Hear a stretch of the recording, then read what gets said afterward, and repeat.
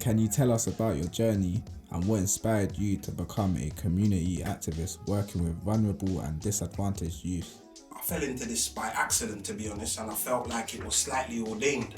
Because I come from a colourful background myself. I was involved in a lot of street activity. I took some time where I was incarcerated for a short period of time. That was an extremely challenging but an enlightening situation for me, because I saw how the system was disproportionately treating particular communities.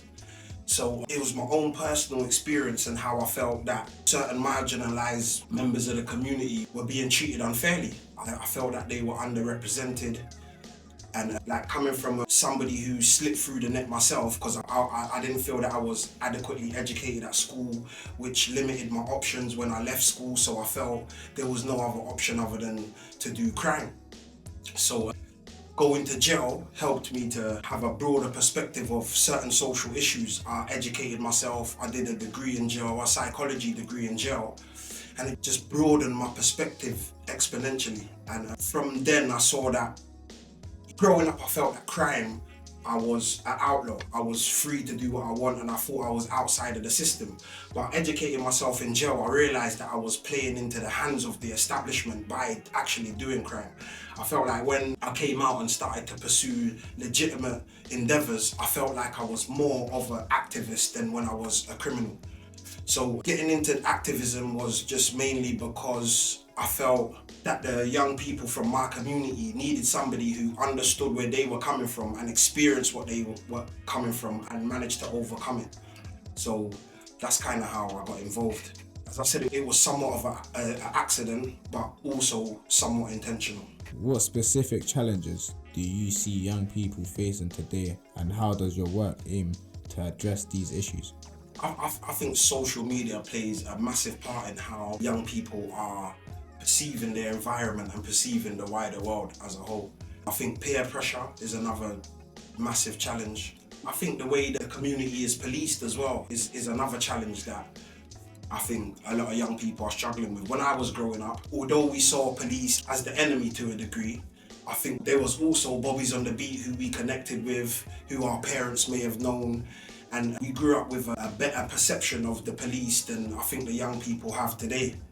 You know, so I think the challenges are a lot more complex and a lot more entrenched, and I think they're a lot more intentional, and it feels like there's an agenda at play that is intentionally trying to position certain communities to fail.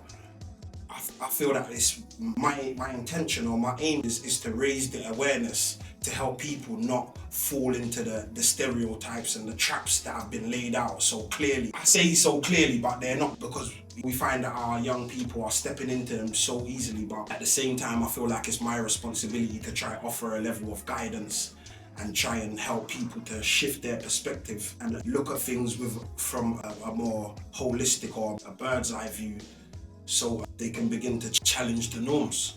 The lack of adequate role models as well. Young people are just encouraged to have materialism and have things, and it doesn't necessarily matter how you acquire them as long as you've got them, which I struggle with. So I aim to be a positive role model, and I consider myself a cool nerd. And I'm trying to help to empower a lot of the people that I work with to see education as something that's trendy or that is cool. If you've got a child, raise your child and be present in your child's life. These things I'm trying to make or set an example as things that are cool. This is what I consider gangster. I don't consider gangster somebody who's helping to destroy their community or injure other people who look like them. I don't consider those things gangster. I consider gangster when you know your rights, you stand up to police assertively, you educate yourself, you empower yourself, you provide for your family, you provide for your community. This is what I consider to be gangster, and I think the narrative has been switched to gangsterism is just nonsense now. And I'm trying to help reinvent that. What strategies have you found most effective in helping them break the cycle and build positive futures? The most effective tool that I have in my toolbox is my authenticity. I think being able to identify and recognize some of the struggles and some of the situations that a lot of individuals are coming from, and them recognizing that you definitely understand I think that is a big incentive and a big motivation for a lot of people to change their thought process and how they approach situations. I definitely share a lot of my own personal experience, and I use my own personal experience to as a testimony or to demonstrate that you could come from a particular background but you can still be successful without necessarily having to entrench yourself in crime. As a mentor to students across different year groups, what are some of the most impactful lessons or strategies you share with them? It varies because obviously a year 7's interest is going to be significantly different from a year 10 or a year 11. So I tend to find I help year 7's transition into a new environment and help them navigate through secondary school, because I've noticed that the levels of anxiety are really high amongst when you're leaving from primary school going into secondary school. I think the levels of anxiety are heightened, and I don't think we're acknowledging that everyone manages anxiety differently. So when a child's acting confrontational in class, it may not be just because they're unruly. It could be that they're anxious or they're embarrassed or they feel overwhelmed with the situation. So I think my approach with a lot of the year 7's is just trying to establish some type of rapport and create a big brother situation where we work together to a point where there's a level of trust and a level of rapport, so they are receptive to a lot of my input. With the year 7's, I tend to work a lot closer with parents as well, because I believe if you're working with a student and you're trying to impact or have some type of positive change, if that change is not being reflected at home, it can be undoing a lot of the work that we're trying to do during the day at school. So with year 10's, I would more invite them into my life a lot more and show them some of the successes that I've achieved and show them the life that I live, and try and help them to aspire to something higher than just wanting to write raps, or aspire to something higher. Maybe look into law or becoming a doctor or an accountant or architect. So I try and help them to open their mind and aim for something higher and recognize their potential. So that's done through intense one-to-one mentoring. I also try and help them to look into activities or hobbies that are not connected to the school, and it gives us an opportunity to engage in the community so they can see other things, experience other things, because a lot of the young people that I'm working with, they tend to just stay on their estate, or they don't really have a lot of experiences to compare. So I just try and help them to broaden their perspective by giving them new and exciting experiences and using my own life as a testimony as to that greater things can be achieved, and don't just limit yourself to labouring or construction or a retail job. Collaboration seems to be a big part of your work, working with the council, police, schools and social services. How does this collaborative approach benefit the communities you serve? I think it's about creating a level of awareness and understanding. As I said, when I was growing up, as much as we saw the police as the enemy, there were a few officers that we could connect with and that we thought were there to help. There's, you know that saying about this, it takes a village. And I think this is not just a black problem or a white problem, this is a societal problem. And I think we all need to come together and work on solutions of how to change this, change the narrative. And I think working with the police and working with schools, I try and raise their awareness that young people are not necessarily just acting barbaric for no reason. There's usually some type of trauma attached, or some type of dysfunction, or some type of lack of education or awareness that has created this situation or this environment. So I try and help both sides. So I will work with the young people who just see the police as enemy and try to show them that police have a responsibility and an obligation, and ultimately they're doing the job. And I also try to educate the police that young people are coming from traumatic situations and war-torn environments. A lot of these young people they're experiencing post-traumatic stress, and I don't think the establishment recognized how dangerous some of these environments that the young people are living in.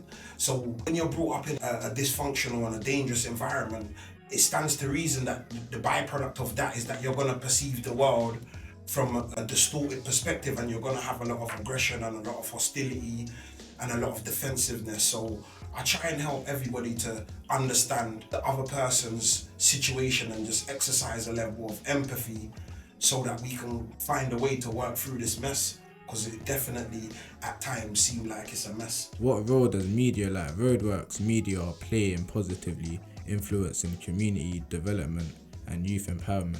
I think I see media as like a knife. Some people can use a knife to attack or harm somebody, but really a knife is a tool that can be used to cut food or scale fish or whatever the case may be.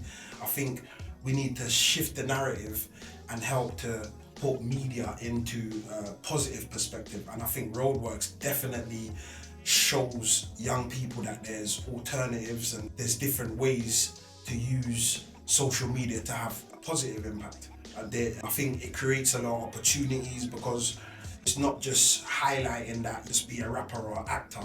It shows that there's lots of other pathways or trades within this. You could do filming, or you can do sound, or you can do lighting, or there's so much different areas where people can build a career and make money constructively but still be a part of the media industry.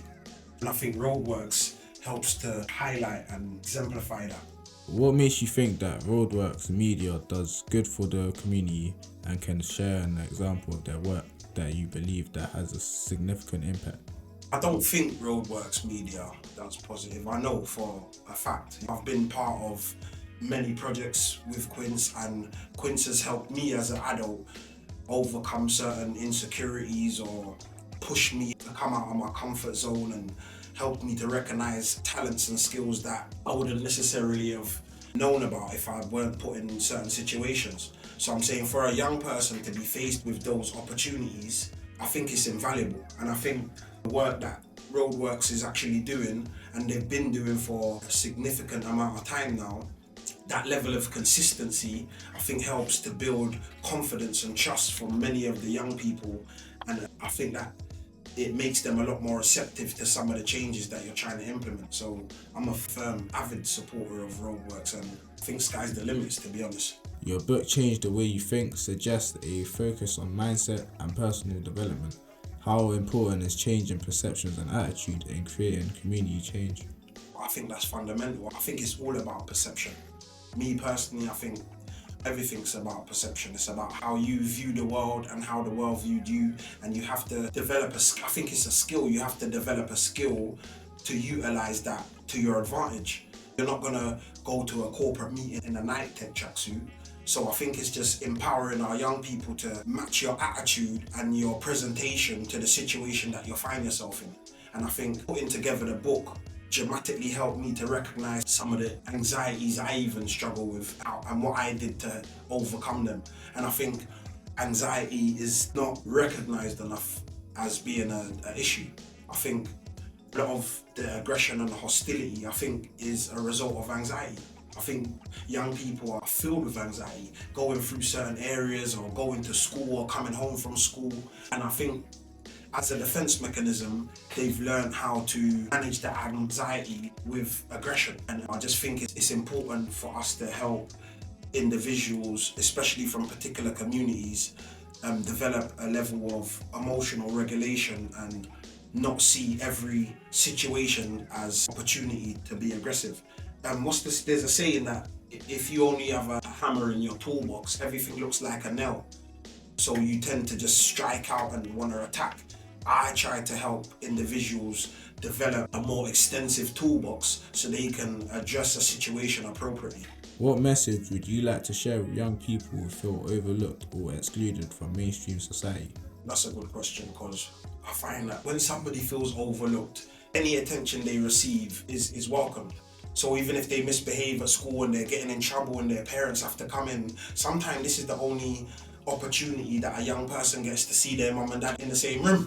Do you know? So as much as attention they are receiving is negative, they welcome it nonetheless. So what I would say is think outside the box, pursue your aspirations, and try to assess every situation for what it is. Shift your perspective, open your mind, be patient, be consistent, identify what your goals and aspirations are and what dreams you have, and work towards them. I think there's so much support in the community in comparison to when I was growing up that I don't think is being taken advantage of. Young people, there's so much opportunity, there's apprenticeships, there's schemes, there's youth clubs, there's so much that is on offer now that I think it's not necessarily being promoted enough, and I don't think it's being taken advantage enough. So I think don't just limit yourself to being on the block and looking to be the next grime rapper. Try to exercise your creativity and do something original. Looking ahead, what do you see as the most urgent needs for community development and youth support, and how can organisations like Roadworks Media contribute to these efforts?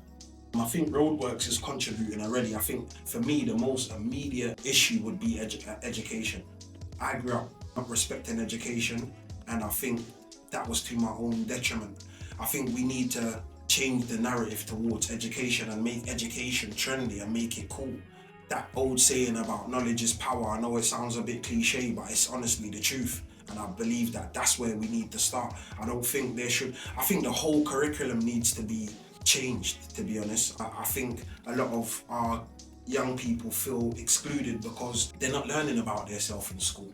And they're learning things in school that are not necessarily gonna benefit them once they leave school.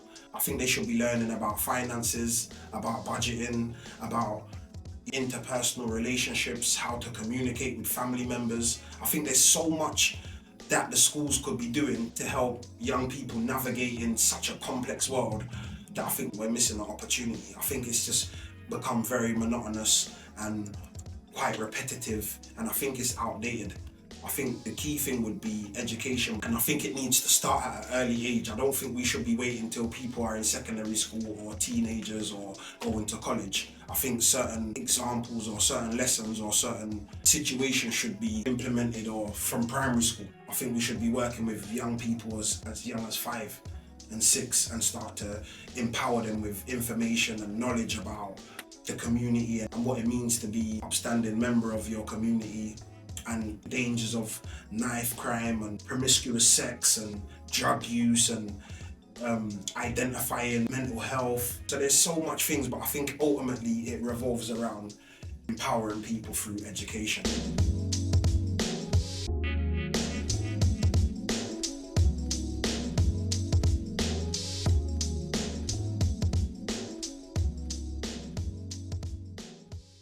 Squash the beef.